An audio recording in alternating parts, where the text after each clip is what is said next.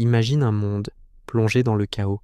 Les repères disparaissent, la vérité devient floue, les cœurs sont troublés et l'humanité traverse l'une des plus grandes épreuves de son histoire. Dans ce moment d'obscurité, alors que beaucoup auront perdu espoir, un événement extraordinaire se produira. Un homme descendra du ciel, un homme que des milliards de personnes connaissent déjà, un homme honoré, aimé, respecté. Cet homme est Isa ibn Maryam. En islam, Jésus, Isa, fils de Maryam, occupe une place immense. Il n'est pas un personnage secondaire de l'histoire spirituelle de l'humanité. Il est l'un des plus grands prophètes envoyés par Allah. Sa naissance elle-même est un miracle. Il est né sans père, par la seule volonté divine, un signe pour les mondes. Sa mère, Maryam, est l'une des femmes les plus honorées de toute l'histoire humaine. Son nom est mentionné à de nombreuses reprises dans le Coran, plus que dans certains textes chrétiens. Dès sa naissance, Isa fut un signe. Alors qu'il n'était encore qu'un nourrisson, il parla dans le berceau pour défendre l'honneur de sa mère.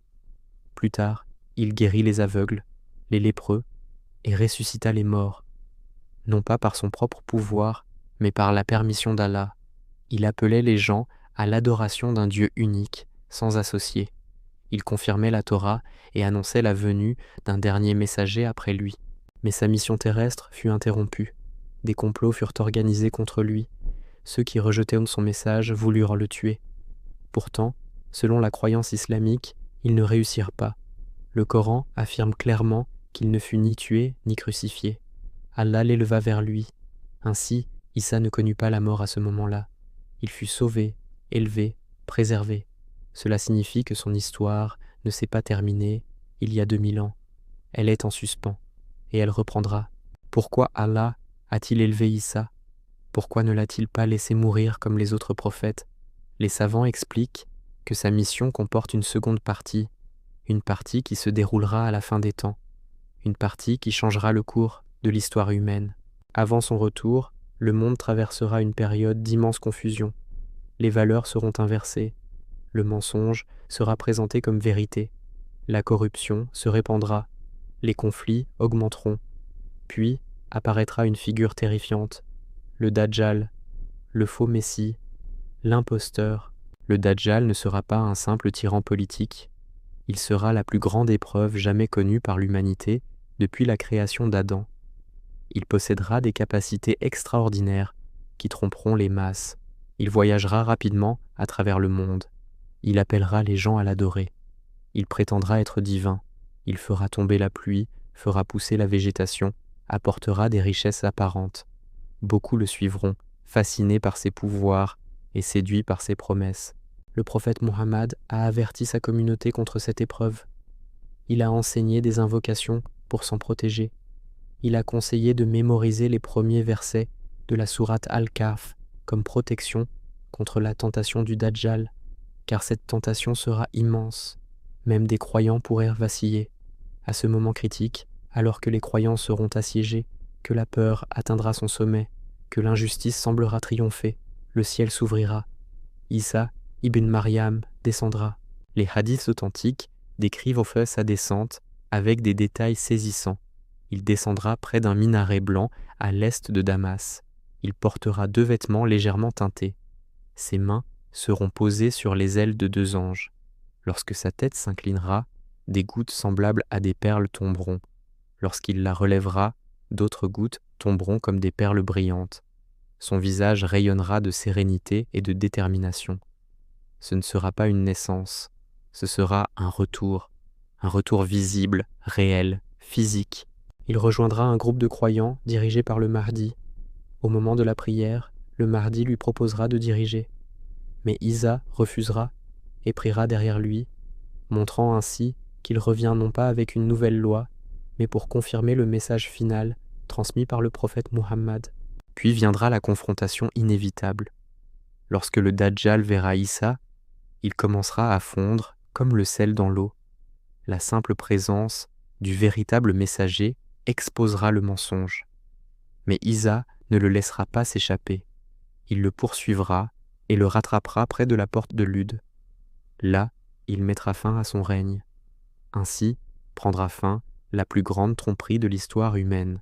La mort du Dajjal marquera un tournant radical. Le monde entrera dans une période de paix et de justice sans précédent. Isa gouvernera avec équité. Il brisera la croix, symbolisant la correction des croyances erronées à son sujet. Il mettra fin aux pratiques contraires au monothéisme pur. Il abolira la jizya, car il n'y aura plus de place pour les divisions religieuses basées sur le rejet du message final. La vérité sera claire, le monothéisme sera dominant. La terre produira ses bénédictions en abondance. Les richesses seront si nombreuses que personne n'acceptera la charité. Les rancunes disparaîtront des cœurs, les animaux sauvages vivront en paix avec les humains. La sécurité sera telle qu'une personne pourra voyager sans crainte. Ce sera une ère de stabilité spirituelle et matérielle. Isa vivra sur terre pendant environ 40 ans. Il se mariera, il mènera une vie humaine normale. Il établira la justice, enseignera, guidera. Puis, il mourra d'une mort naturelle. Les musulmans prieront sur lui. Il sera enterré sur terre, accomplissant ainsi le cycle humain que tout être créé doit traverser. Il est important de comprendre que, dans la croyance islamique, Isa n'est pas divin. Il n'est pas le Fils de Dieu. Il est un serviteur honoré, un messager noble, un signe puissant de la capacité d'Allah à créer ce qu'il veut.